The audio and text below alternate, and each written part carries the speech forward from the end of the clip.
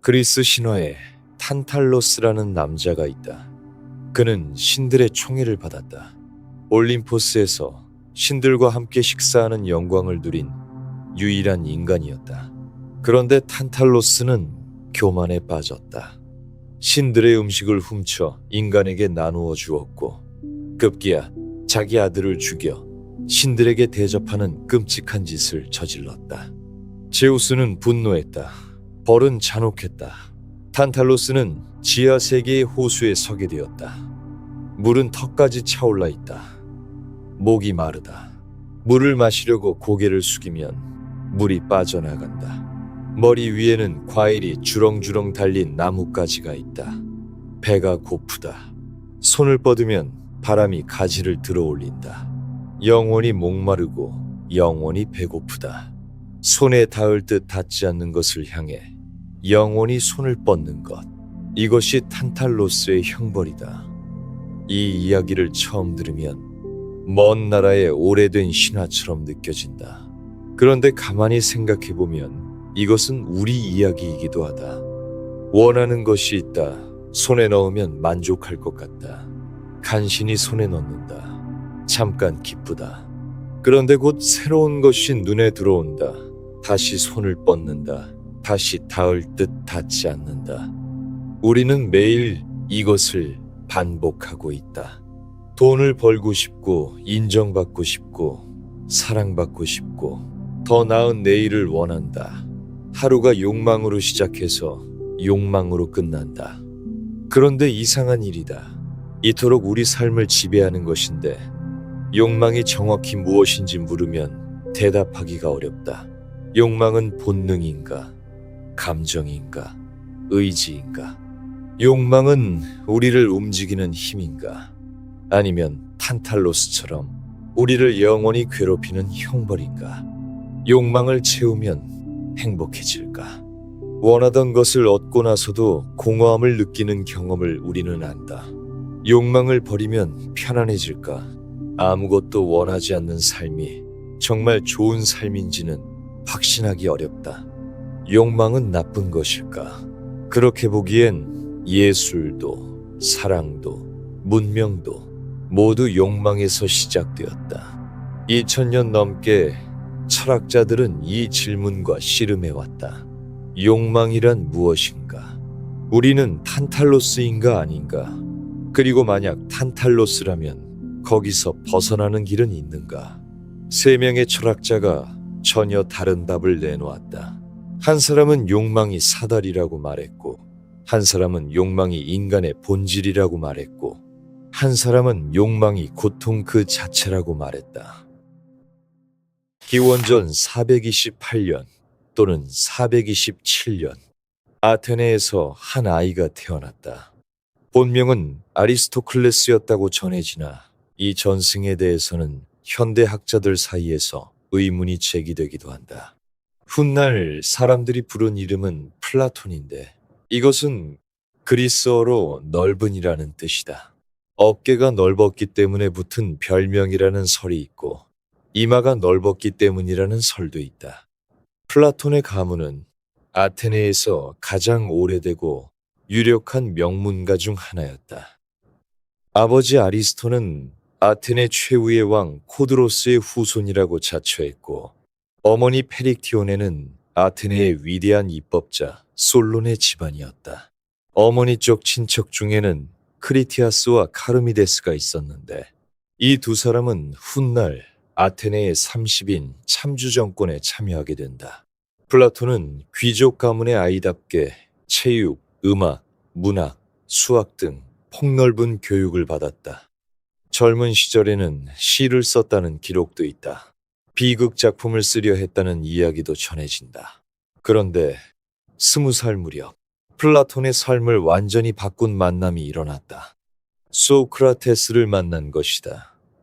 소크라테스는 아테네의 거리를 돌아다니며 사람들에게 질문을 던지는 철학자였다. 정의란 무엇인가? 용기란 무엇인가? 아름다움이란 무엇인가? 상대가 확신에 찬 대답을 내놓으면 소크라테스는 질문을 이어가며 그 대답의 모순을 드러냈다. 아는 것이 아니라 모른다는 것을 아는 것.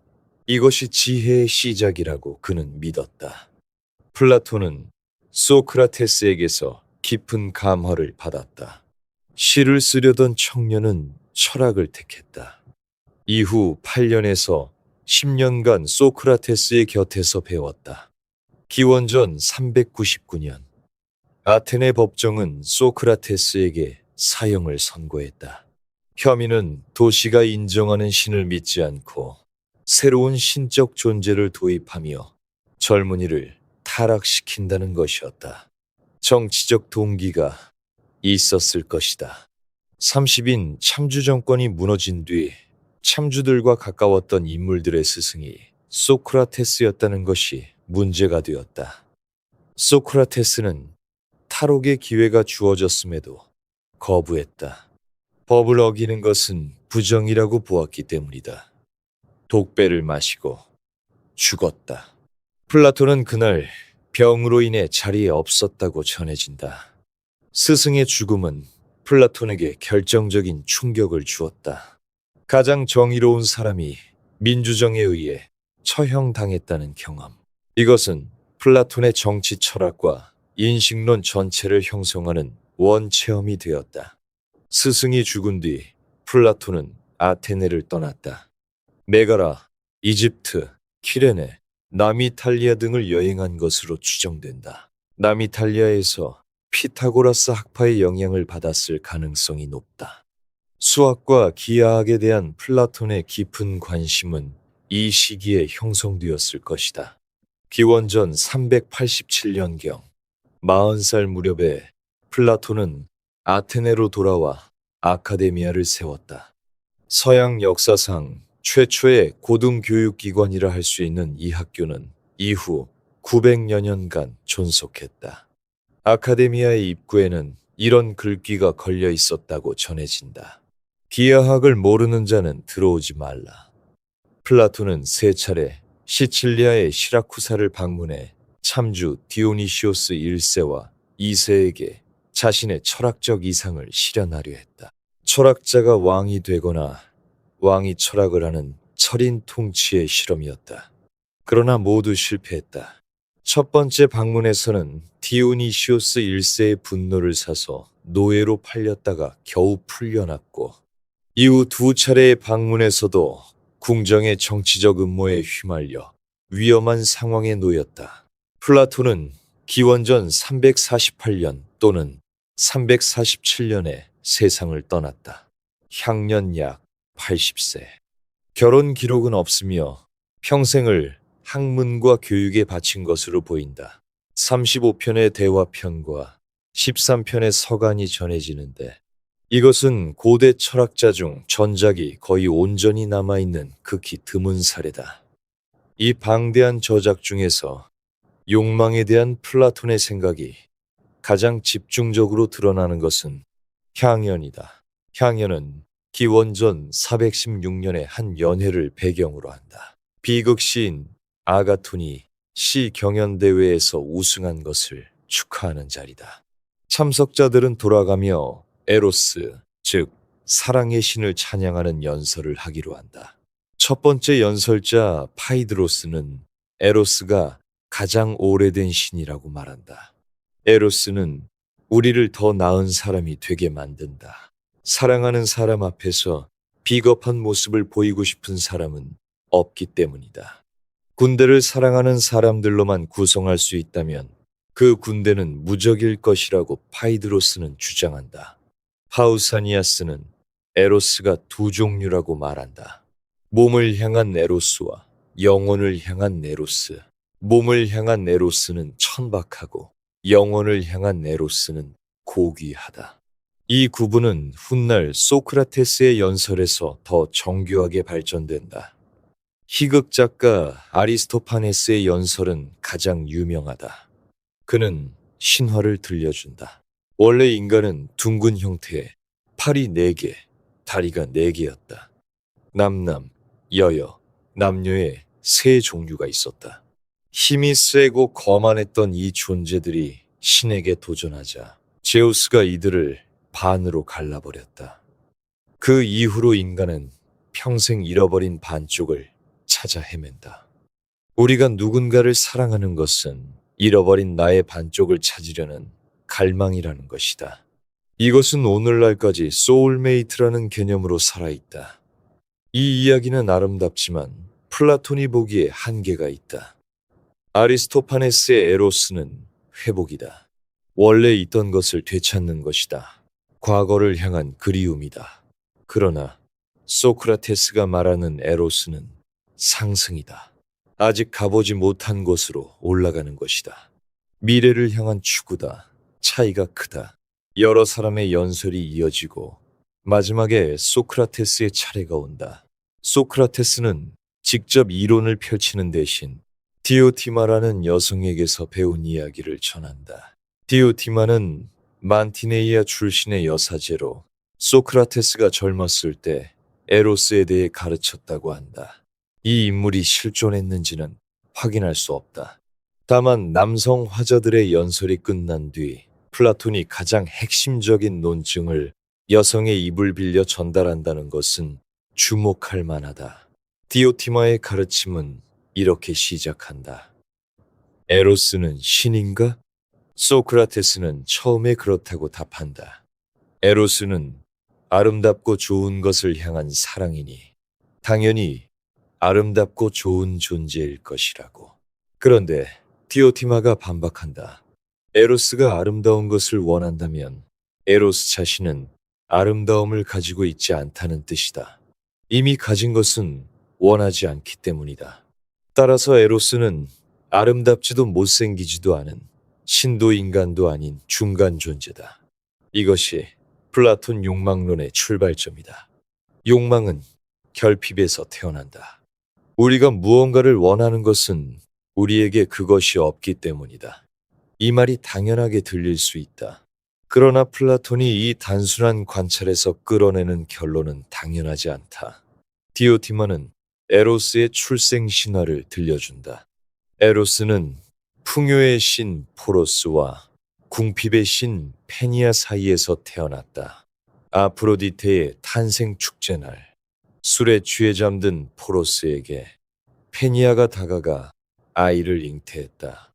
그래서 에로스는 어머니에게서 결핍을, 아버지에게서 풍요를 향한 욕구를 물려받았다. 에로스는 항상 부족하면서 항상 추구하는 존재다. 가난하면서도 아름다운 것을 향해 끊임없이 나아가는 존재다. 이것은 인간의 초상이기도 하다. 우리는 완전하지 않다. 무언가가 항상 부족하다. 그러나 그 부족함이 우리를 움직이게 한다. 결핍이 없다면 추구도 없다. 신은 이미 완전하기 때문에 지혜를 사랑하지 않는다. 완전히 무지한 자도 지혜를 사랑하지 않는다. 자기가 무지하다는 것을 모르기 때문이다. 지혜를 사랑하는 것은 아직 지혜롭지 않지만 자기가 지혜롭지 않다는 것을 아는 중간 존재다. 인간이 바로 그런 존재다. 그리고 철학자는 그 중에서도 가장 열렬한 추구자다. 필로소피아, 지혜를 사랑하는 것이라는 말 자체가 그것을 뜻한다. 그렇다면 욕망은 구체적으로 무엇을 향하는가? 디오티마는 에로스가 궁극적으로 원하는 것은 좋은 것을 영원히 소유하는 것이라고 말한다. 일시적인 소유가 아니다. 영원한 소유다. 그렇다면 유한한 인간이 어떻게 영원한 소유를 이룰 수 있는가? 답은 생산이다. 아름다운 것 안에서 무언가를 낳는 것이다. 이것은 몸으로도 가능하고 영혼으로도 가능하다. 몸으로 낳는 것은 아이다. 부모는 자녀를 통해 자기 존재의 연속을 이룬다. 영혼으로 낳는 것은 지혜, 덕, 예술, 법률 같은 것이다. 호메로스가 시를 낳고 솔론이 법을 낳고 리쿠르고스가 제도를 낳은 것은 모두 영혼의 출산이다. 이런 창조물은 인간의 자녀보다 더 오래 살아남는다. 호메로스의 시는 3000년이 지난 지금도 읽히고 있다. 여기서 디오티마는 유명한 사랑의 사다리를 제시한다. 이것이 플라톤 욕망론의 핵심이다. 첫 번째 단계, 젊은이는 아름다운 하나의 몸에 끌린다. 한 사람의 외모에 반하고 그 앞에서 아름다운 말을 쏟아낸다. 이것은 욕망의 가장 기본적인 형태다. 우리 대부분이 처음 사랑을 경험할 때 이 단계에 있다. 두 번째 단계, 곧 깨닫는다. 이 사람의 아름다움과 저 사람의 아름다움은 같은 것이라는 것을, 하나의 몸에 집착하는 것은 어리석다는 것을, 모든 아름다운 몸이 공유하는 몸의 아름다움 자체를 사랑하게 된다. 디오티마는 이렇게 말한다. 한 몸의 아름다움에 집착하는 것은 비천하고 보잘것없는 일이다. 세 번째 단계, 몸의 아름다움보다 영혼의 아름다움이 더 가치 있다는 것을 알게 된다. 외모가 뛰어나지 않더라도 영혼이 아름다운 사람이 있다. 지혜롭고 정의롭고 용기 있는 영혼. 이런 영혼의 아름다움을 사랑하게 된다. 이 단계에 오면 사랑의 대상이 바뀐다. 외모가 아니라 성품을 보게 된다. 네 번째 단계, 영혼의 아름다움에서 한 걸음 더 나아가 활동과 법률 속의 아름다움을 본다. 좋은 제도, 정의로운 법, 아름다운 학문, 개인을 넘어 공동체와 지식 속의 아름다움으로 시야가 넓어진다. 여기서 욕망의 대상은 더 이상 특정한 사람이 아니다. 지식 자체, 정의 자체를 향한 욕망이다. 다섯 번째 단계. 마지막으로 이 모든 단계를 거쳐 올라간 사람은 아름다움 그 자체를 본다. 디오티마는 이 순간을 이렇게 묘사한다. 갑자기 놀라운 아름다움이 그의 눈앞에 나타난다. 이 아름다움은 특정한 사물이나 사람에게 속한 것이 아니다. 태어나지도 않고 사라지지도 않고 늙거나 줄지도 않는 순수한 아름다움이다. 플라톤이 이데아라고 부르는 것이다. 어떤 관점에서 보면 아름답고 다른 관점에서 보면 추한 것이 아니라 언제나 어디서나 어떤 방식으로든 아름다운 것. 이 사다리가 말하는 것은 무엇인가? 욕망은 낮은 곳에서 시작하지만 높은 곳을 향한다는 것이다. 처음에는 한 사람의 몸에 끌리는 것으로 시작하지만 제대로 이끌면 아름다움의 본질에까지 도달할 수 있다는 것이다. 욕망은 사다리다. 올라갈수록 더 넓고 깊은 것을 보게 된다. 그렇다면 이 사다리를 올라가는 사람은 낮은 단계를 버리는 것인가? 반드시 그렇지는 않다. 높은 단계에 오른 사람도 여전히 아름다운 몸을 볼 수 있고 아름다운 영혼을 사랑할 수 있다. 다만 거기에 갇히지 않을 뿐이다. 하나의 아름다움에 집착하는 것이 아니라 그것을 통해 더 높은 아름다움을 볼 줄 안다. 이 사다리는 욕망에 대한 매우 특별한 시각을 보여준다. 대부분의 종교와 도덕은 욕망을 억제하라고 말한다. 욕망은 위험하고 낮은 것이고 극복해야 할 것이라고. 그러나 플라톤은 욕망을 억제하라고 하지 않는다. 방향을 바꾸라고 한다. 낮은 곳에 머무르지 말고 더 높은 곳을 향해 올라가라고 한다. 욕망 자체가 문제가 아니라 욕망이 멈추는 곳이 문제라는 것이다. 그런데 이 아름다운 이론이 현실에서는 어떻게 작동하는가? 향연은 소크라테스의 연설로 끝나지 않는다. 극적인 장면이 하나 더 있다. 소크라테스의 연설이 끝난 직후 술에 취한 알키비아데스가 난입한다. 알키비아데스는 아테네에서 가장 아름답고 가장 부유하고 가장 재능 있는 젊은이다. 그리고 소크라테스를 사랑한다. 알키비아데스는 소크라테스에게 육체적으로 끌리는데 정작 소크라테스는 그의 몸에 관심이 없다. 소크라테스가 원하는 것은 알키비아데스의 영혼이다. 알키비아데스는 소크라테스를 이렇게 묘사한다. 겉으로 보면 못생긴 실레노스 상처럼 생겼지만 안을 열면 아름다운 신의 조각상이 들어있다고. 소크라테스의 말을 들으면 가슴이 뛰고 눈물이 나는데 소크라테스 곁을 떠나면 다시 군중의 환호에 빠져든다고. 이 장면이 중요한 것은 알키비아데스가 사다리를 올라가는데 실패한 사례이기 때문이다. 그는 소크라테스의 아름다운 영혼을 보았다. 그러나 거기에 머무르지 못했다. 세속적인 야망, 군중의 환호, 권력에 대한 욕망이 그를 끌어내렸다.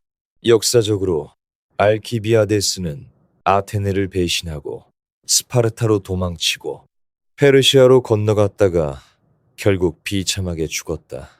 사다리의 가능성을 알면서도 올라가지 못한 인간의 비극이다. 플라톤이 이 장면을 삽입한 것은 의도적이다. 사다리는 존재한다. 그러나 올라가는 것은 쉽지 않다. 누구나 올라갈 수 있는 것도 아니다. 욕망의 방향을 바꾸는 것은 이론으로는 간단하지만 실천으로는 어렵다. 이것이 플라톤의 정직함이다. 오늘날의 맥락에서 이 사다리를 생각해 볼 수 있다. 우리는 어떤 단계에 머물러 있는가? 스마트폰을 스크롤하며 감각적 자극을 소비하는 것은 첫 번째 단계에 머무는 것일 수 있다. 좋은 음악이나 영화에 감동받는 것은 조금 더 올라간 것일 수 있다.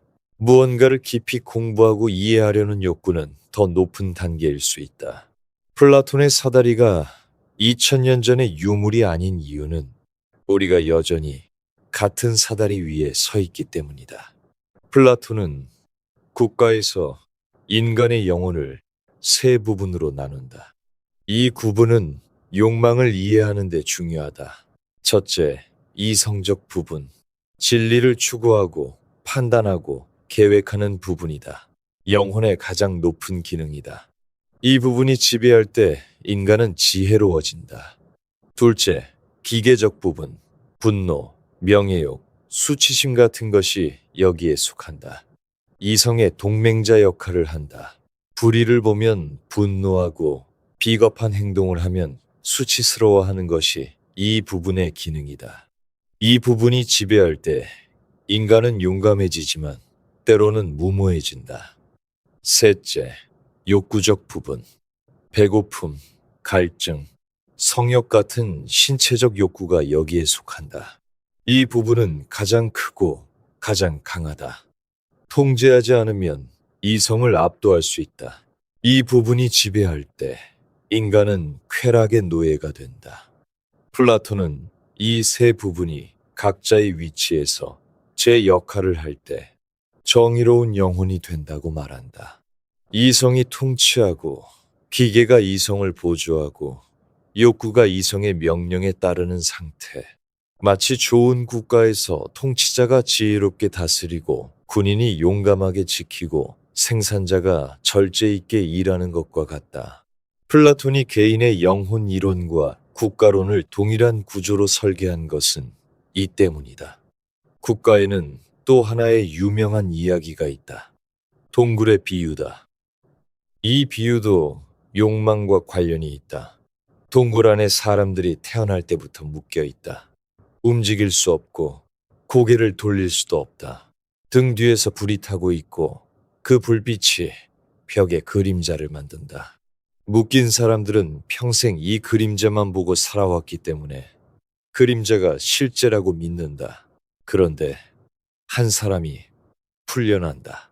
고개를 돌리면 불이 보이고 동굴 밖으로 나오면 태양이 보인다. 처음에는 눈이 부셔서 아무것도 못 본다. 그러나 점차 적응하면서 사물의 진짜 모습을 보게 된다. 태양이 모든 것을 비추고 있다는 것을 알게 된다.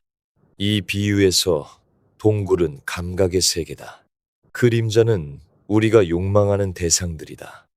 돈, 명예, 쾌락. 이것들은 진짜가 아니라 그림자다. 태양은 좋음에 이데아다. 동굴에서 나오는 것은 욕망의 사다리를 올라가는 것과 같은 과정이다. 그런데 중요한 것은 동굴 밖으로 나온 사람이 다시 동굴 안으로 돌아간다는 것이다. 왜? 아직 묶여있는 사람들에게 진실을 알려주기 위해서다. 그러나 돌아온 사람의 말을 묶인 사람들은 믿지 않는다. 오히려 미친 사람 취급한다. 플라톤은 이것이 소크라테스에게 일어난 일이라고 암시한다. 진리를 보고 돌아온 사람이 처형당한 것이다. 욕망의 맥락에서 이것은 무엇을 의미하는가? 대부분의 사람은 그림자를 실제라고 믿고 그림자를 향해 욕망한다. 더 큰 그림자, 더 선명한 그림자를 원한다. 그러나 그것은 여전히 그림자다. 진짜 실제를 보려면 동굴을 나와야 한다. 욕망의 방향을 근본적으로 바꾸어야 한다. 플라톤은 이 세 부분의 관계를 마차 비유로 설명한다. 파이드로스에서 그는 영혼을 두 마리의 말이 끄는 마차에 비유한다. 한 마리는 아름답고 고귀한 말이다. 명예와 절제를 사랑하고 마부의 지시에 순종한다. 다른 한 마리는 못생기고 거칠며 제멋대로 달리려 한다. 이 말은 감각적 쾌락을 향해 돌진한다. 마부는 이성이다. 마부의 역할은 두 말을 조화롭게 이끌어 영혼을 높은 곳으로 데려가는 것이다. 이 비유가 욕망에 대해 말하는 것은 명확하다. 욕망 자체가 나쁜 것이 아니다. 마차에는 두 마리의 말이 모두 필요하다. 고귀한 말만으로는 힘이 부족하고 거친 말만으로는 방향을 잃는다. 문제는 마부가 고삐를 놓는 것이다. 이성이 욕망을 통제하지 못할 때 마차는 추락한다. 플라톤이 국가에서 말하는 바도 이와 같다. 이성이 다스리는 영혼은 질서 있는 삶을 살지만 욕구가 다스리는 영혼은 혼란 속에 빠진다. 플라톤의 욕망론을 정리하면 이렇다. 욕망은 결핍에서 태어나지만 결핍이 곧 저주는 아니다.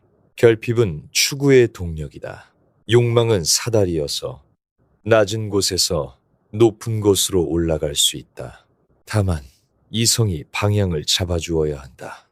이성 없는 욕망은 거친 말과 같고 욕망 없는 이성은 서 있는 마차와 같다. 아리스토텔레스가 좋은 삶에는 덕과 이성이 필요하다고 말했다면 플라톤은 한 발 더 나아가 욕망이 덕의 적이 아니라 덕의 연료라고 말한 셈이다. 다만 연료는 제대로 태워야 한다. 이성이라는 화덕 안에서 플라톤의 에로스 이론은 이후 서양 사상에 깊은 흔적을 남겼다. 중세 기독교에서 신에 대한 사랑은 플라톤적 에로스의 변형이다. 신비주의자들이 말하는 신과의 합일은 사다리의 꼭대기에 도달하는 것과 같은 구조다. 단테가 신곡에서 베아트리체를 통해 천국까지 올라가는 것은 디오티마의 사다리를 문학적으로 재현한 것이다. 현대 심리학에서도 플라톤의 통찰은 살아있다. 에이브로햄 메슬로의 욕구 단계 이론을 생각해보자. 생리적 욕구에서 시작해 안전, 사랑, 존경, 그리고 마지막으로 자아 실현으로 올라가는 피라미드다. 구조가 플라톤의 사다리와 놀랍도록 비슷하다. 생존의 욕구가 채워지면 안전의 욕구로, 안전이 채워지면 사랑의 욕구로, 사랑이 채워지면 자아 실현의 욕구로 올라간다. 2000년의 시간 차이가 있지만 기본 직관은 같다. 욕망에는 위계가 있고 낮은 것에서 높은 것으로 올라갈 수 있다는 것이다. 그러나 이 아름다운 그림에 의문을 제기할 수 있다. 정말로 욕망이 사다리를 올라가는가? 솔직히 생각해보자. 대부분의 사람은 아름다운 몸에 끌리는 것에서 멈추지 않는가? 아름다움 그 자체를 보는 것은 극소수의 철학자에게만 가능한 일이 아닌가?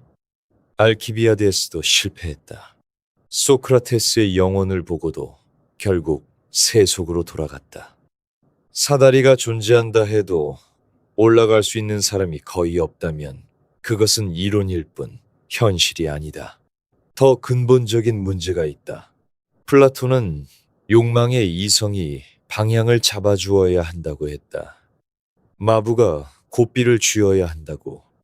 그런데 이것은 결국 욕망을 통제하라는 것과 무엇이 다른가? 사다리를 올라가라는 말은 낮은 욕망은 틀리고 높은 욕망만 옳다는 뜻이 아닌가? 그렇다면 커피를 원하고 사랑을 원하고 안정을 원하는 평범한 욕망은 모두 낮은 것에 불과한가? 17세기 네덜란드에서 한 사람이 이 질문에 완전히 다른 답을 내놓았다. 그는 욕망에 높고 낮음이 없다고 말했다. 사다리 같은 것은 존재하지 않는다고. 욕망은 통제할 것이 아니라 이해할 것이라고. 1632년 11월 24일 네덜란드 암스테르담에서 한 아이가 태어났다. 히브리 이름은 바루흐, 포르투갈어 이름은 벤투, 훗날 라틴어로 베네딕투스라고 불렸다. 세 언어 모두 축복받은이라는 뜻이다. 스피노자의 가족은 포르투갈계 유대인이었다. 스페인과 포르투갈에서 유대인에 대한 박해가 심해지자 이 가족은 암스테르담으로 피해왔다. 당시 네덜란드는 유럽에서 가장 관용적인 나라 중 하나였고 암스테르담의 유대인 공동체는 상당한 자유를 누리고 있었다. 아버지 미카엘 드 스피노자는 무역상으로, 미카엘 드 그 파레 스피노자는 올리브유와 건과일을 수입하는 사업을 했다. 성공적인 상인은 아니었던 것 같다. 사업은 들쭉날쭉했고 법적 분쟁에도 자주 휘말렸다. 어린 바루흐는 유대인 공동체의 학교에서 히브리어, 성경, 탈무드를 배웠다. 총명한 학생이어서 라비가 될 것으로 기대되었다. 그러나 스피노자의 청년 시절은 상실로 가득했다. 어머니 안나 데보라는 그가 5살이던 1638년에 세상을 떠났다. 아버지는 재혼했고 그 계모도 죽었고 다시 재혼했다. 이복형 이삭이 죽었고 누나 미리암도 죽었다. 그리고 1654년 아버지 미카엘이 세상을 떠났다. 스피노자는 21살이었다. 아버지가 죽은 뒤 스피노자는 형과 함께 가업을 이어받았지만 그의 관심은 사업이 아니라 철학이었다. 그는 프란시스쿠스 반덴 엔덴이라는 전직 예수의 수사에게 라틴어를 배웠는데 이 과정에서 데카르트 철학, 자연과학, 고전 문학에 눈을 떴다. 스피노자의 사상은 점점 유대교 정통 교리에서 벗어나기 시작했다. 1656년 7월 27일 23세 스피노자에게 암스테르담 유대인 공동체는 파문을 선고했다. 파문장의 내용은 가혹했다. 저주 받을지어다. 낮에도 밤에도 잘 때도 깨어 있을 때도 나갈 때도 들어올 때도 아무도 그와 말을 나누어서는 안 되고 같은 지붕 아래 있어서도 안 되며 그의 글을 읽어서도 안 되었다. 정확히 왜 파문당했는지는 확실하지 않다. 영혼의 불멸을 부정했다거나 신을 자연과 동일시했다거나 성경의 신성한 기원을 의심했다거나 하는 추측이 있다. 스피노자 자신은 파문에 대해 공식적으로 항변하지 않았다. 조용히 받아들이고 공동체를 떠났다. 파문은 23살 청년의 삶을 완전히 바꾸어 놓았다. 가족과 단절되었다. 이복 누나 레베카는 아버지의 유산을 독차지하려 했고 스피노자는 법정에서 자기 몫을 인정받았지만 침대 한 개만 가져가고 나머지를 포기했다. 유대인 공동체의 보호막이 사라졌다. 그러나 동시에 자유가 열렸다. 더 이상 교리에 맞추어 생각할 필요가 없어졌다. 파문 이후 스피노자는 유대인 공동체 바깥에서 살았다. 렌즈를 갈아 생계를 유지했다. 당시 네덜란드에서는 현미경과 망원경에 대한 수요가 높았고 렌즈 가공은 꽤 정밀한 기술을 요하는 작업이었다. 스피노자의 렌즈는 품질이 좋았다고 전해진다. 크리스티안 하위언스 같은 당대 최고의 과학자들도 스피노자의 렌즈를 사용했다. 그러나 렌즈를 가는 과정에서 나오는 유리먼지는 그의 폐를 망가뜨렸다. 스피노자는 검소하게 살았다. 레이던 근처의 레인스 뷰르흐, 이후 포르 뷰르흐, 마지막으로 헤이그에서 살았는데 어디서든 방 한 칸을 빌려 살았다. 화려한 옷이나 좋은 음식에 관심이 없었다. 친구들이 돈을 보내면 대부분 사양했다. 팔츠 선제후가 하이델베르크 대학의 철학 교수직을 제안했을 때도 거절했다. 사상의 자유가 침해받을 수 있다는 이유였다. 안정된 지위보다 자유로운 사유를 택한 것이다. 이 선택은 그의 철학과 완전히 일치한다. 외부에서 주어지는 명예는 수동적 감정이고 자기 본성에 따른 탐구는 능동적 감정이다. 흥미로운 것은 스피노자가 세속적 욕망을 멀리하면서도 욕망 자체를 부정하지 않았다는 점이다. 그는 교수직의 명예를 원하지 않았지만 진리를 향한 욕망은 누구보다 강했다. 렌즈를 갈면서도 머릿속에서는 끊임없이 철학적 체계를 구축하고 있었다. 스피노자의 삶 자체가 그의 철학의 증거였다. 수동적 욕망은 거부하되 능동적 욕망에는 충실한 삶. 그의 대표작 에티카, 즉 윤리학은 1661년경부터 쓰기 시작해 1675년에 완성했지만 생전에 출판하지 않았다. 검열과 박해가 두려웠기 때문이다. 1670년에 익명으로 출판한 신학정치론이 엄청난 비난을 받은 경험이 있었다. 무신론의 책이라는 비판, 신성모독이라는 비난이 쏟아졌다. 1677년 2월 21일 스피노자는 헤이그의 새 방에서 조용히 숨을 거두었다. 향년 44세, 쌓이는 폐질환이었다. 렌즈 가공에서 들이마신 유리먼지가 원인이었을 것이다. 죽기 전날까지 친구들과 철학 이야기를 나누었다고 전해진다. 그해 말 에티카가 유고로 출판되었고 곧바로 금서 목록에 올랐다. 스피노자의 이름은 이후 100년 넘게 저주처럼 사용되었다. 스피노자주의자라는 것은 무신론자라는 뜻이었고 최악의 비난이었다. 그러나 18세기 후반 레싱이 나는 스피노자주의자라고 고백하면서 재평가가 시작되었다. 괴테는 스피노자를 가장 경건한 사람이라 불렀다. 헤겔은 철학을 하려면 먼저 스피노자주의자가 되어야 한다고 말했다. 아인슈타인은 신을 믿느냐는 질문에 스피노자의 신을 믿는다고 대답했다. 들레즈는 스피노자를 철학의 왕자라 불렀다. 왜 이렇게 많은 사상가들이 스피노자에게 끌렸을까? 아마도 그가 욕망을 죄악시하지 않고 인간 존재의 핵심으로 정면 인정했기 때문일 것이다. 스피노자의 에티카는 기하학적 방식으로 쓰여 있다. 유클리드 기하학처럼 정의, 공리, 정리, 증명의 형태로 되어 있다. 마치 수학 교과서처럼 보인다. 그러나 이 형식 안에 담긴 내용은 서양 철학사에서 가장 혁명적인 것 중 하나다. 스피노자의 핵심 개념은 코나투스다. 라틴어로 노력, 경향, 충동이라는 뜻이다. 에티카 3부 정리 6에서 스피노자는 이렇게 말한다. 각각의 사물은 자신 안에 있는 한에서 자기 존재를 보존하려 노력한다. 이것이 코나투스다. 모든 것은 자기 자신으로 계속 있으려 한다. 돌은 돌로 있으려 하고 나무는 나무로 있으려 하고 인간은 인간으로 있으려 한다. 이 힘은 외부에서 주어지는 것이 아니다. 존재 자체에 내재한 힘이다.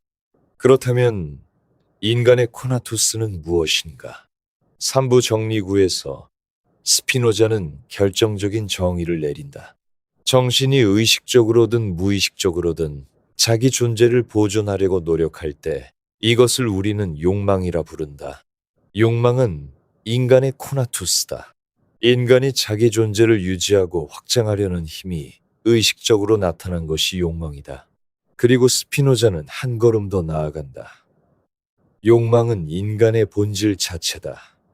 이 말의 무게를 생각해보자. 욕망이 인간의 본질이라는 것은 무슨 뜻인가? 우리가 무언가를 원하는 것이 인간됨의 핵심이라는 뜻이다. 욕망을 빼면 인간이 아니라는 뜻이다. 플라톤이 욕망을 사다리로 보았다면 스피노자는 욕망을 인간 존재의 정의로 본다.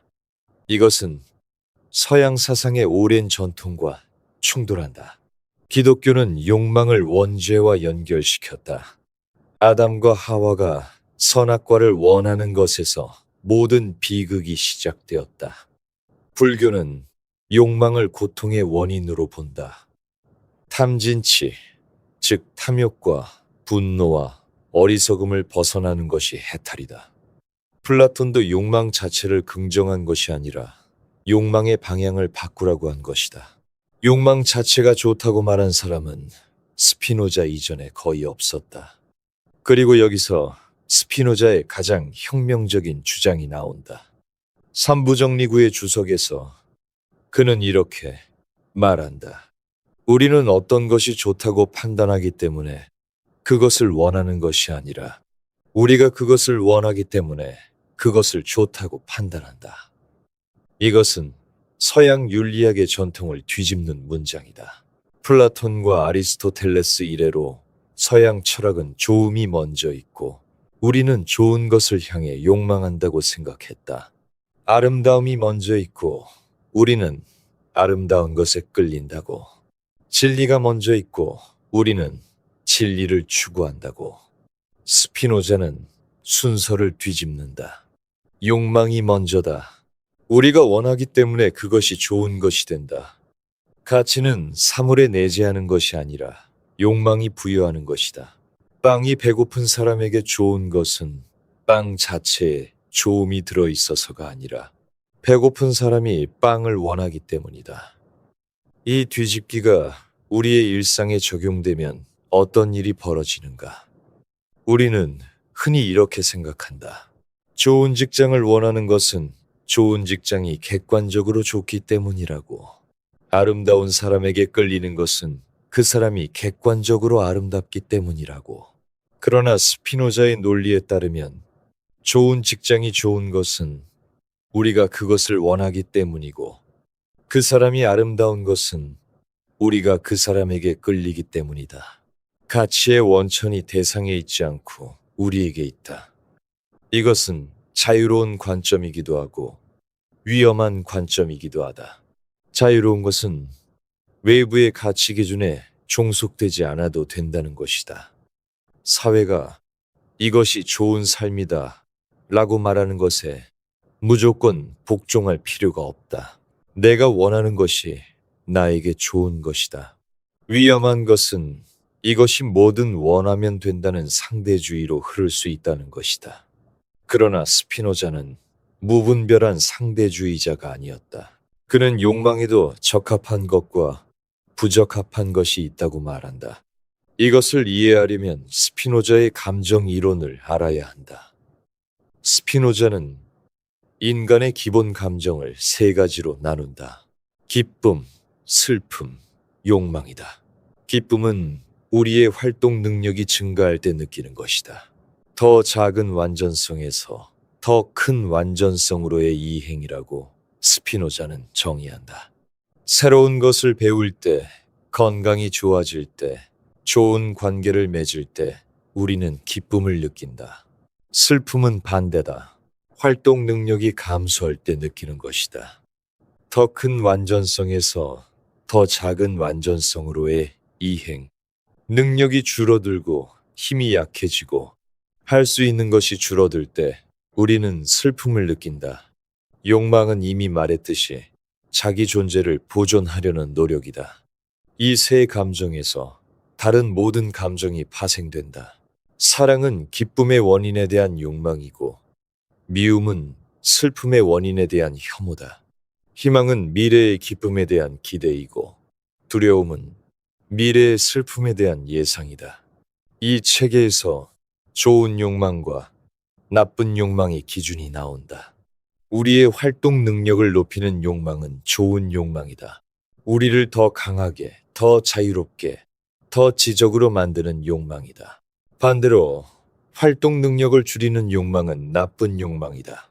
우리를 약하게, 의존적으로, 무기력하게 만드는 욕망이다. 예를 들어보자. 지식을 향한 욕망은 우리의 이해력을 높임으로 좋은 욕망이다. 술에 대한 지나친 욕망은 우리의 판단력과 건강을 해치므로 나쁜 욕망이다. 기준은 간단하다. 이 욕망이 나를 더 강하게 만드는가, 더 약하게 만드는가? 이것을 일상에 적용하면 어떻게 되는가? 소셜미디어를 끊임없이 확인하고 싶은 욕망이 있다. 이 욕망은 나를 더 강하게 만드는가? 대부분의 경우 아니다. 비교와 불안만 키운다. 활동 능력이 줄어든다. 따라서 스피노자의 기준에서 이것은 나쁜 욕망이다. 반면에 새로운 기술을 배우고 싶은 욕망, 건강을 위해 운동하고 싶은 욕망, 좋은 관계를 맺고 싶은 욕망은 활동 능력을 높인다. 활동 능력을 좋은 욕망이다.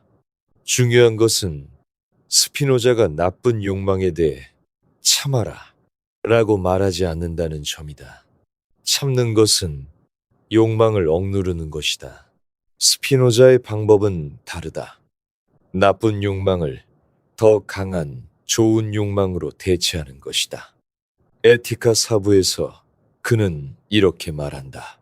감정은 그 감정과 반대되고 그것보다 더 강한 감정에 의하지 않고서는 억제되거나 제거될 수 없다. 의지력으로 욕망을 누르는 것은 불가능하다. 새로운 욕망으로 기존의 욕망을 밀어내는 것만 가능하다. 단 것을 먹고 싶은 욕망을 참는 것은 어렵다. 그러나 건강한 몸을 원하는 더 강한 욕망이 있으면 단 것에 대한 욕망은 자연스럽게 약해진다. 스피노자에게 자기 통제란 억압이 아니라 대체다.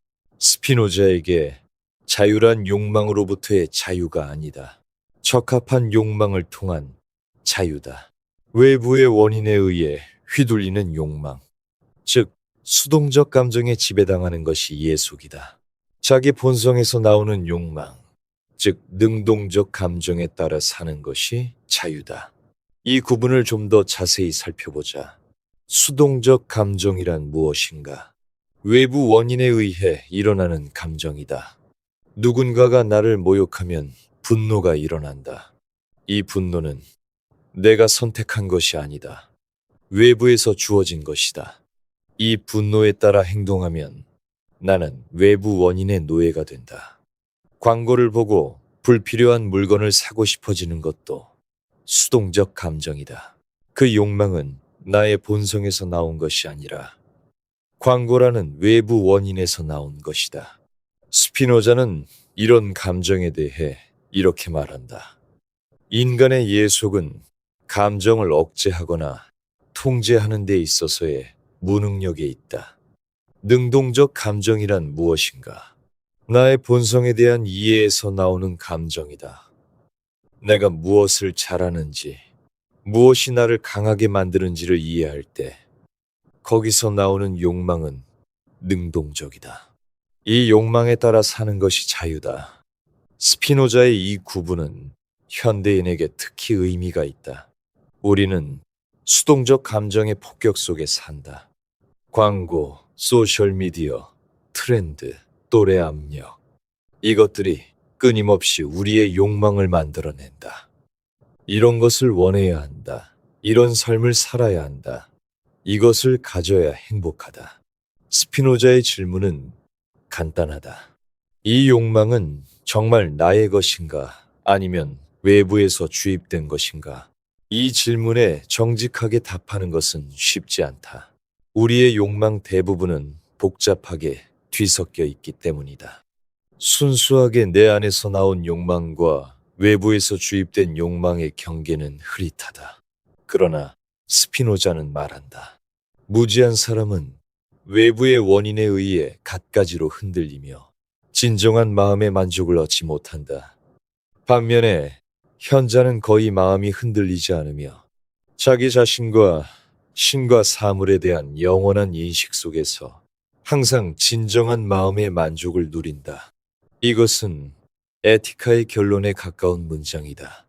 욕망을 이해하는 사람은 자유롭고 이해하지 못하는 사람은 예속된다. 단순하지만 깊은 통찰이다. 이것을 스피노자는 이렇게 표현한다. 자유로운 인간은 죽음에 대해 가장 적게 생각한다. 그의 지혜는 죽음이 아니라 삶에 대한 명상이다. 스피노자의 욕망론이 플라톤과 다른 점은 명확하다. 플라톤에게 욕망은 결핍에서 태어나 더 높은 곳을 향해 올라가야 하는 것이다. 방향이 있고 목표가 있다. 아름다움 그 자체라는 종착점이 있다. 그러나 스피노자에게 욕망은 존재 자체의 힘이다. 방향은 정해져 있지 않다. 종착점도 없다. 다만 이 힘을 적합하게 사용하면 기쁨이 오고 부적합하게 사용하면 슬픔이 온다. 플라톤의 욕망이 수직적이라면 스피노자의 욕망은 수평적이다. 플라톤은 올라가라고 말하고 스피노자는 확장하라고 말한다. 그런데 여기서 불편한 질문이 고개를 든다. 스피노자는 적합한 욕망은 기쁨을 주고 부적합한 욕망은 슬픔을 준다고 했다. 좋은 구분이다. 그런데 적합한 욕망을 따라가면 정말 기쁨이 지속되는가? 자기 본성에 맞는 일을 찾고 능동적으로 살고 활동 능력을 높여나가면 그래서 결국 어떻게 되는가? 더 큰 활동 능력을 원하게 되지 않는가? 더 많은 이해를 원하게 되지 않는가? 적합한 욕망을 따라가도 새로운 욕망이 끊임없이 생겨난다면 스피노자의 체계 안에서도 만족은 일시적인 것이 아닌가? 그리고 한 가지 더. 스피노자는 욕망이 인간의 본질이라고 선언했지만 이 본질이 인간을 행복하게 만드는지는 말하지 않았다. 욕망이 존재의 힘이라는 것과 그 힘이 우리를 고통스럽게 만든다는 것은 양립할 수 있다. 엔진이 강력하다는 것이 목적지가 좋다는 뜻은 아니다. 19세기 독일에서 바로 이 지점을 파고든 사람이 있었다. 그는 플라톤의 사다리도 부정했고 스피노자의 긍정도 부정했다. 욕망은 힘이 맞다. 그러나 그 힘은 우리를 구원하지 않는다. 그 힘 자체가 고통이다. 1788년 2월 22일 발트의 연안의 도시 단치이에서 한 아이가 태어났다. 아르투어 쇼펜하우어. 아버지 하인리히 플로리스 쇼펜하우어는 성공한 무역상이었고 어머니 요한나 트로지네어는 훗날 인기 소설가가 될 여성이었다.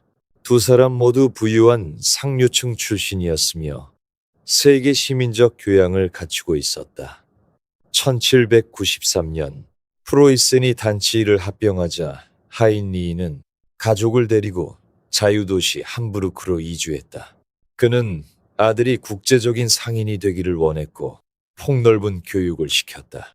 아르투어는 프랑스 르아브르에서 2년간 프랑스어를 배웠고 영국 임블던에서 영어를 배웠다.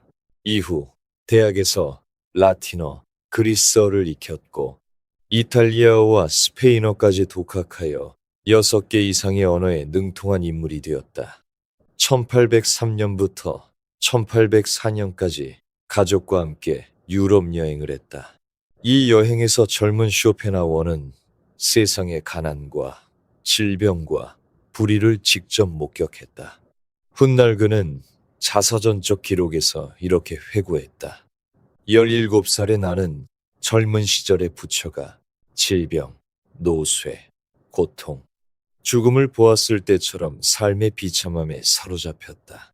1805년 쇼펜하우어가 17이던 해에 아버지가 함부르크 운하에서 시신으로 발견되었다. 공식적으로는 사고사로 처리되었지만 자살로 추정되었다. 아버지는 말년에 심한 우울증을 앓고 있었다.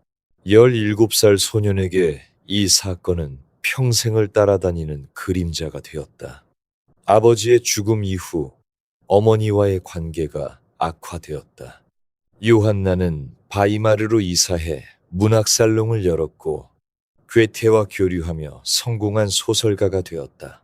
아르투어는 어머니의 이 경박함을 견딜 수 없었다. 요한나는 아들의 우울하고 논쟁적인 성격을 견디기 힘들어했다.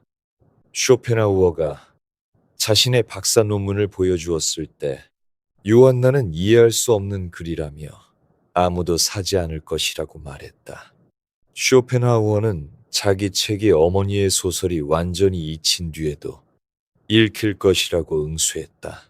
26살이던 1814년에 두 사람은 결별했고 다시는 만나지 않았다. 요한나 쇼펜하우어의 소설은 오늘날 거의 읽히지 않는다. 아들의 예언이 맞은 셈이다.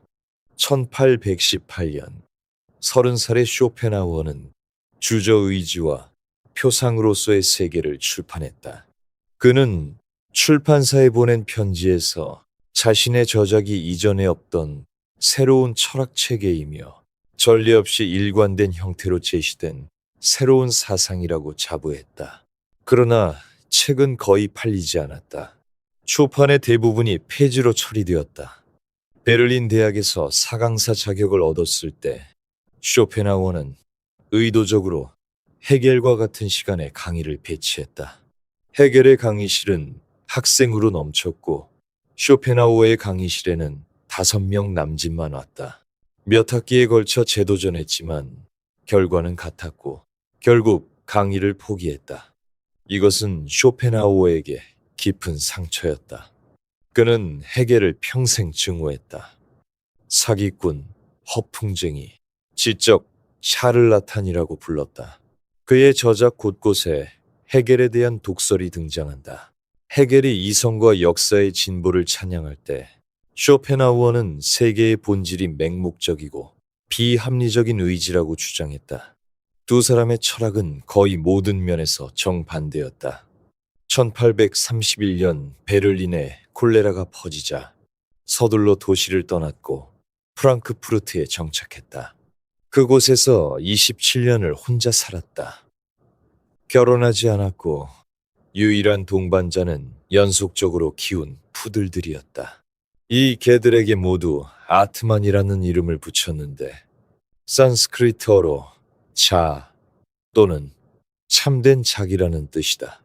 동네 사람들은 이 독일어를 중얼거리며 혼자 산책하는 노인과 갈색 푸들을 쇼펜하우어와 쇼펜하우어 부인이라고 불렀다.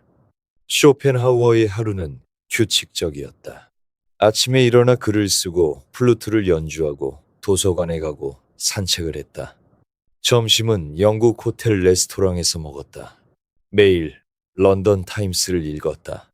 이 규칙적인 일상은 그의 철학과 묘한 대조를 이룬다. 삶이 고통이라고 말하면서 자기 삶은 꽤 질서 있게 꾸려나간 것이다. 63세 여록과 보유를 출간했을 때 비로소 독자들이 찾아왔다. 60이 넘어서야 인정받기 시작한 것이다. 30년 넘게 세상이 무시했던 철학자에게 갑자기 명성이 찾아왔다. 젊은 추종자들이 생겼고 방문객들이 줄을 이었고 초상화가 그려졌다. 쇼펜하우어는 이 뒤늦은 인정을 즐겼다. 1859년 제3판 서문에서 그는 늦게 시작된 만큼 오래 이어질 것이라는 희망을 내비쳤다. 1860년 9월 아침 식사 후 소파에서 조용히 숨을 거두었다. 폐호흡 부전이었다. 향년 72세. 유언장에 따라 묘비에는 간단히 아르투어 쇼펜하우어라고만 새겨졌다. 다른 설명은 필요 없다는 뜻이었을 것이다. 쇼펜하우어 철학의 핵심 개념은 의지다. 그리고 이 의지는 플라톤의 에로스나 스피노자의 코나투스와 근본적으로 다르다. 플라톤의 에로스는 결핍에서 시작해 아름다움을 향해 올라가는 힘이다. 방향이 있고 목적이 있다. 스피노자의 코나투스는 존재를 유지하고 확장하려는 힘이다. 적합하게 사용하면 기쁨이 되고 부적합하게 사용하면 슬픔이 된다. 두 사람 모두 욕망에 긍정적 가능성이 있다고 본다. 쇼펜하우어의 의지는 둘 다 아니다. 의지는 맹목적이다. 방향도 없고 목적도 없다. 그냥 원한다. 무엇을 원하는지도 모르면서 원한다. 이 맹목적인 충동이 세계의 본질이다. 쇼펜하우어는 이렇게 쓴다.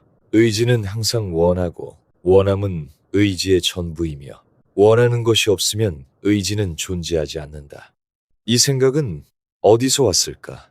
쇼펜하우어는 서양 철학자 중 최초로 인도 철학을 본격적으로 수용한 사람이다. 1813년 겨울 인도 동양학자 프리드리히 마이어의 소개로 인도 사상을 접한 그는 앙케틸, 뒤페로니, 라틴어로 번역한 우파니샤드를 읽고 큰 감동을 받았다. 이 책은 내 삶의 위안이었고 죽음의 위안이 될 것이다 라고 썼다. 불교의 핵심 가르침 삶은 고통이며 고통의 원인은 욕망이며 욕망을 멸하면 고통이 멸한다. 쇼펜하우어의 철학과 놀랄 만큼 일치한다. 실제로 쇼펜하우어의 철학을 처음 접하는 사람들은 종종 이것은 불교 아닌가? 라고 묻는다. 비슷한 점이 많다. 그러나 차이도 있다. 불교는 수행을 통해 욕망에서 해방될 수 있다고 가르친다. 쇼펜하우어는 훨씬 비관적이다. 대부분의 사람은 의지의 지배에서 벗어날 수 없다고 본다. 의지는 모든 곳에 있다. 중력이 돌을 끌어당기는 것, 식물이 빛을 향해 자라는 것, 동물이 먹이를 쫓는 것, 인간이 사랑하고 경쟁하고 전쟁하는 것. 이 모든 것이 같은 의지의 현현이다. 차이는 정도의 차이일 뿐 본질은 같다. 현상은 다양하지만 그 밑바닥에서 작동하는 힘은 하나다. 인간의 이성은 이 의지를 초월하는 것이 아니다. 이성은 의지의 도구에 불과하다. 우리가 생각하고 계획하는 것은 궁극적으로 의지에 봉사하는 것이다. 플라톤이 이성을 마차의 마부에 비유했다면 쇼펜하우어에게 이성은 마부가 아니라 등불에 불과하다. 맹목적인 의지라는 어둠 속에서 앞을 조금 비추어 줄 뿐 방향을 정하지는 못한다. 이것은 플라톤과의 정면 충돌이다. 플라톤은 이성이 욕망을 다스릴 수 있다고 믿었다. 마부가 고삐를 잡으면 거친 말도 제어된다고. 스피노자도 적합한 인식을 통해 수동적 감정을 극복할 수 있다고 보았다. 그러나 쇼펜하우어에게 이런 희망은 환상이다. 이성은 의지의 하인이다. 우리가 합리적으로 판단한다고 생각할 때조차 실제로는 의지가 먼저 방향을 정하고 이성이 사후에 이유를 만들어내는 것일 뿐이다. 이것은 200년 뒤에 심리학이 확인하게 되는 통찰이다. 현대 심리학에서 말하는 동기화된 추론, 즉 우리가 원하는 결론에 맞추어 이유를 찾는 현상이 바로 이것이다. 왜 이 직업을 선택했는지, 왜 이 사람을 사랑하는지, 왜 이 결정을 내렸는지에 대한 우리의 합리적 설명은 사후적 합리화일 수 있다. 먼저 의지가 원했고 이성은 나중에 이유를 대는 것이다. 쇼펜하우어는 프로이트보다 반세기 앞서 무의식의 힘을 간파하고 있었다. 그렇다면 이 맹목적 의지가 인간에게서 나타나면 어떻게 되는가? 욕망이 된다. 끝없는 욕망. 쇼펜하우어는 이렇게 말한다. 모든 의지의 근저에는 결핍이 있고 따라서 고통이 있다. 이 점에서 쇼펜하우어는 플라톤과 출발점이 같다.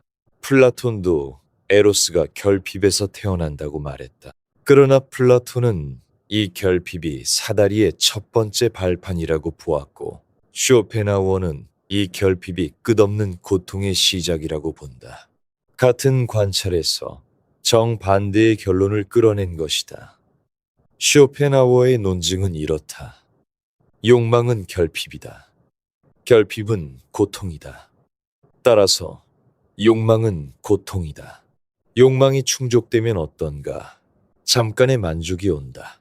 그러나 곧 새로운 욕망이 생긴다. 다시 결핍이고 다시 고통이다. 욕망이 아무것도 없으면 어떤가?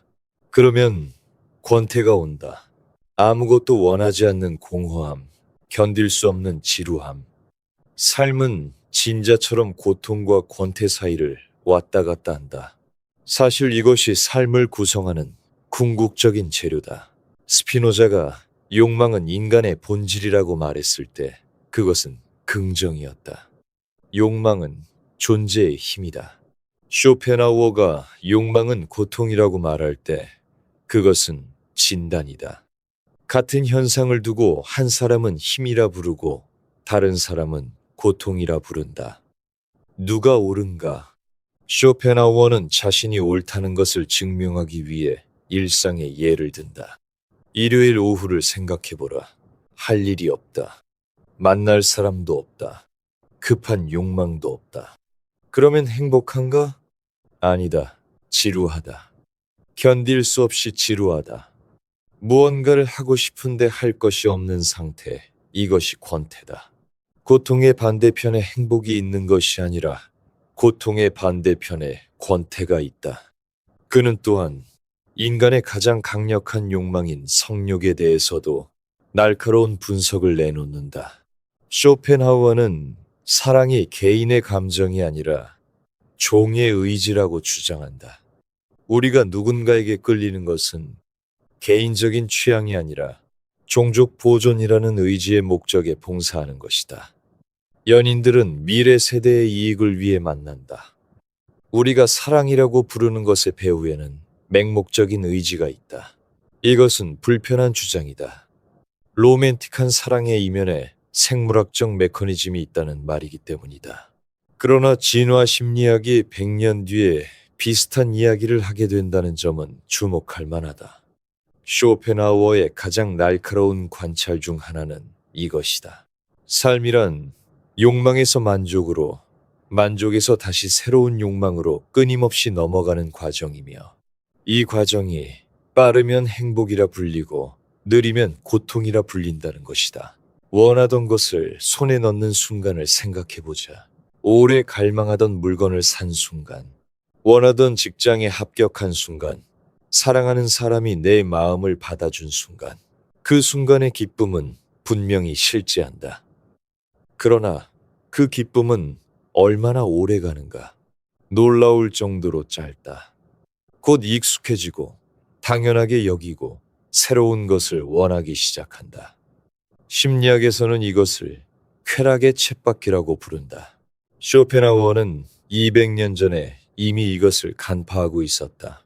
또 하나 생각해 볼 것이 있다. 쇼펜하우어는 행복이 부정적이라고 말한다. 이것은 무슨 뜻인가? 행복은 그 자체로 존재하는 것이 아니라 고통이 잠시 멈춘 상태라는 뜻이다. 그는 이렇게 설명한다. 우리 몸이 건강할 때 우리는 건강을 느끼지 못한다. 병에 걸려서야 건강의 소중함을 안다. 편안한 신발을 신을 때 우리는 발을 의식하지 않는다. 불편한 신발을 신어야 발이 있다는 것을 느낀다. 이것은 우리가 행복을 직접 경험하는 것이 아니라 불행의 부재를 경험하는 것이라는 뜻이다. 이 관찰에 동의하든 그렇지 않든 한 가지는 분명하다. 우리가 행복했다고 말하는 순간의 대부분은 돌이켜보면 아무 문제가 없었던 시간이다. 당시에는 행복한 줄 몰랐지만 뒤돌아보면 그때가 좋았다고 느끼는 것. 이것이 쇼펜하우어가 말하는 행복의 부정적 성격이다. 쇼펜하우어의 이 관점은 소비사회를 살아가는 현대인에게 특히 의미심장하다. 우리 시대의 경제 시스템은 욕망의 끊임없는 생산에 의존한다. 새 모델이 나오면 기존 모델이 불만족스러워지고 남의 라이프 스타일을 보면 나의 삶이 부족해 보인다. 광고의 본질은 결핍을 창조하는 것이다. 쇼펜하우어가 살았던 19세기에는 이 메커니즘이 초보적이었다. 그러나 21세기에는 알고리즘과 소셜 미디어가 이것을 극한까지 밀어붙이고 있다. 인스타그램의 피드는 끝없는 비교의 장이다. 저 사람은 저런 것을 가지고 있는데 나는 없다. 이것이 욕망을 만들어낸다. 쇼펜하우어가 오늘날 살아있다면 자기 이론의 가장 완벽한 증거를 스마트폰에서 찾았을 것이다. 그렇다면 욕망에서 벗어나는 길은 있는가? 쇼펜하우어는 세 가지를 제시한다. 첫째, 예술이다. 음악, 회화, 시를 감상할 때 우리는 잠시 의지의 지배에서 벗어난다. 아름다운 음악을 듣는 동안 우리는 아무것도 원하지 않는다. 배고픔도, 야망도, 질투도 있는다. 순수한 관조의 상태에 들어간다. 특히 음악은 의지 자체를 직접 표현하는 예술이기 때문에 가장 강력한 해방의 경험을 준다. 쇼펜하우어가 음악을 특별하게 본 것은 주목할 만하다. 다른 예술들, 회화나 조각이나 시는 의지가 현현한 세계를 모방한다. 그러나 음악은 현상을 건너뛰고 의지 자체를 표현한다. 우리가 슬픈 음악을 들으며 울 때 우리가 우는 것은 특정한 슬픔 때문이 아니다. 슬픔 자체, 슬픔의 본질을 경험하기 때문이다. 이것이 음악이 우리를 사로잡는 이유라고 쇼펜하우어는 말한다. 그 자신도 매일 플루트를 연주했다. 27년간 하루도 빠지지 않았다. 음악은 이 비관주의 철학자의 일상적인 구원이었던 셈이다. 둘째, 연민이다. 타인의 고통을 자기 것처럼 느끼는 것. 쇼펜하우어에 따르면 연민은 자아의 경계를 허무는 경험이다. 나와 타인이 사실은 같은 의지의 현현이라는 것을 직관적으로 아는 것이다. 연민이 도덕의 유일한 기초라고 쇼펜하우어는 주장한다. 이것은 스피노자와 정반대의 윤리학이다. 스피노자에게 도덕의 기초는 자기 보존의 힘, 코나투스다. 나를 강하게 만드는 것이 좋은 것이다. 쇼펜하우어에게 도덕의 기초는 자아의 해체다. 나와 타인의 경계가 무너지는 것이 도덕의 시작이다. 한쪽은 자기 긍정에서, 다른 쪽은 자기 부정에서 도덕이 태어난다. 셋째, 금욕이다. 의지를 부정하는 것. 욕망을 의도적으로 줄이고 절제하고 궁극적으로는 삶의 의지 자체를 포기하는 것이다. 쇼펜하우어는 이것이 가장 높은 경지라고 말한다. 인도의 고행자, 기독교의 성자들이 이 경지에 도달했다고 본다. 쇼펜하우어가 서양 철학자 중 최초로 불교와 힌두교에 깊은 관심을 보인 것은 이 맥락이다. 그는 매일 밤 자기 전에 우파니샤드를 읽었다. 그러나 쇼펜하우어 자신은 금욕적으로 살지 않았다. 매일 좋은 레스토랑에서 식사했고 오페라를 즐겼고 개를 사랑했다. 프랑크푸르트의 27년은 꽤 쾌적한 일상이었다. 이 모순을 지적받으면 쇼펜하우어는 자신의 철학이 삶을 처방하는 것이 아니라 진단하는 것이라고 답했다고 전해진다. 솔직한 대답인지 편리한 변명인지는 판단하기 어렵다. 쇼펜하우어의 욕망론은 불편하다. 우리가 원하는 모든 것이 결국 고통이라니. 그러나 어쩌면 그의 비관주의에는 역설적인 위안이 있을지도 모른다. 첫째, 기대를 낮추면 실망도 줄어든다. 쇼펜하우어가 말하듯 불행의 많은 부분이 비현실적인 기대에서 온다면 기대를 조정함으로써 불행을 줄일 수 있다. 이것만 이루면 행복해질 거야 라는 생각을 내려놓으면 이루지 못했을 때의 좌절도 줄어든다. 이루었을 때의 허무함도 줄어든다. 둘째, 고통의 보편성을 인식하면 외로움이 줄어든다. 쇼펜하우어에 따르면 모든 존재는 고통받는다. 나만 힘든 것이 아니다. 모든 사람이 같은 의지에 의해 같은 방식으로 고통받고 있다. 이 인식은 자기 연민에서 연대로 이끌 수 있다. 셋째, 쇼펜하우어의 통찰은 끝없는 추구의 쳇바퀴에서 내려올 수 있는 용기를 준다. 더 많이 가져도 더 행복해지지 않는다는 것을 아는 것. 만족이 일시적이라는 것을 아는 것. 이것을 알면 지금 가진 것 안에서 평화를 찾으려는 노력이 시작될 수 있다. 쇼펜하우어는 이렇게 썼다. 행복한 사람의 가장 행복한 순간은 잠드는 순간이고 불행한 사람의 가장 불행한 순간은 깨어나는 순간이다. 극단적으로 들리지만 수면이 의지의 일시적 정지라고 생각하면 논리적으로 일관된 말이다.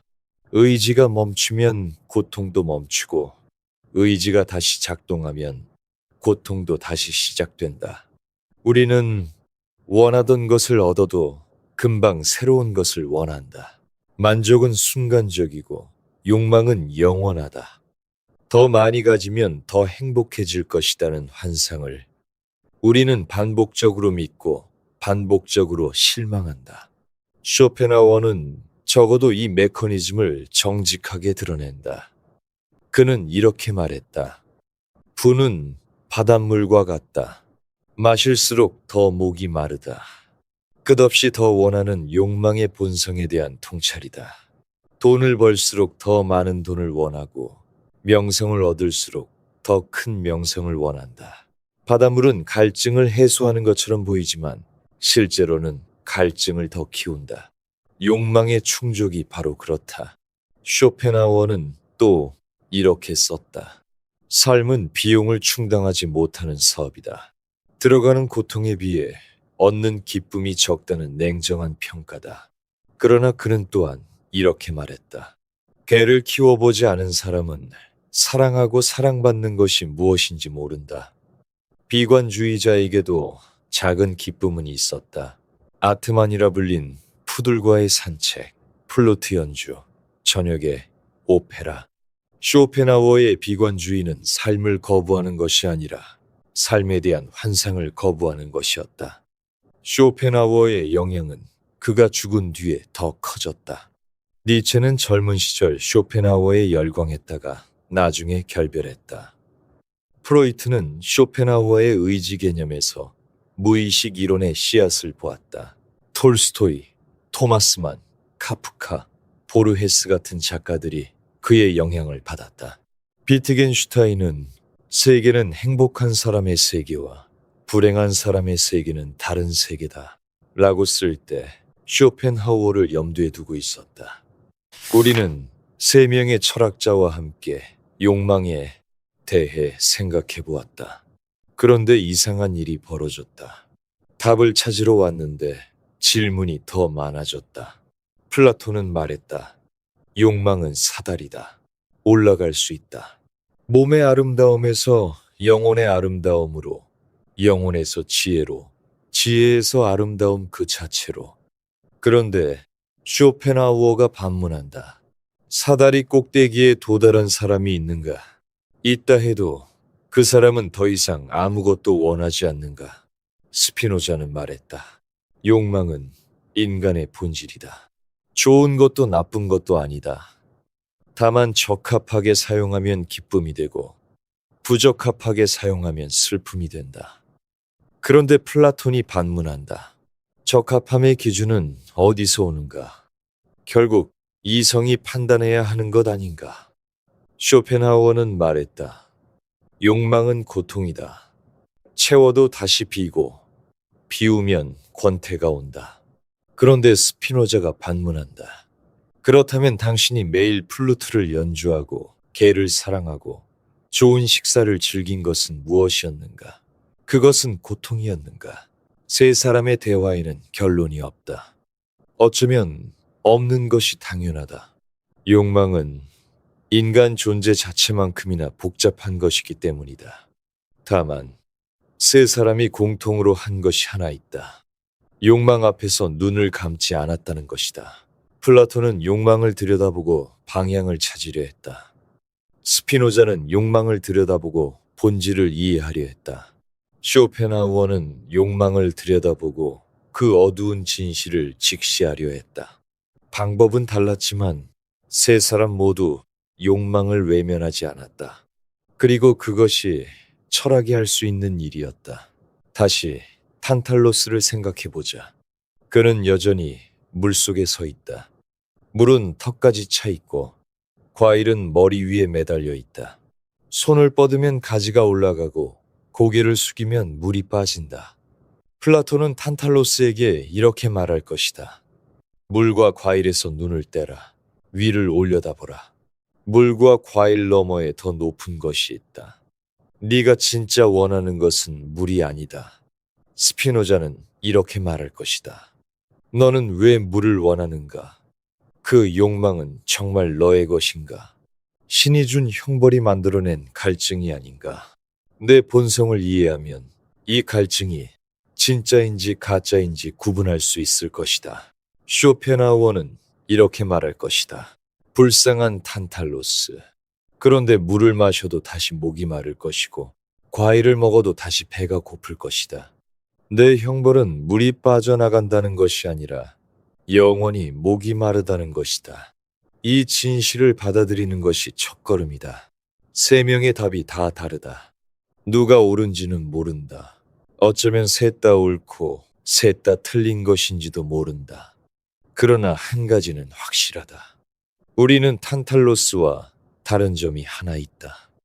탄탈로스는 물어볼 수 없었지만 우리는 물어볼 수 있다. 지금 내가 손을 뻗고 있는 이것은 무엇인가? 이것을 원하는 나는 누구인가? 그리고 이 원함은 나를 어디로 데려가고 있는가? 이 질문을 던지는 순간 우리는 탄탈로스가 아니게 된다.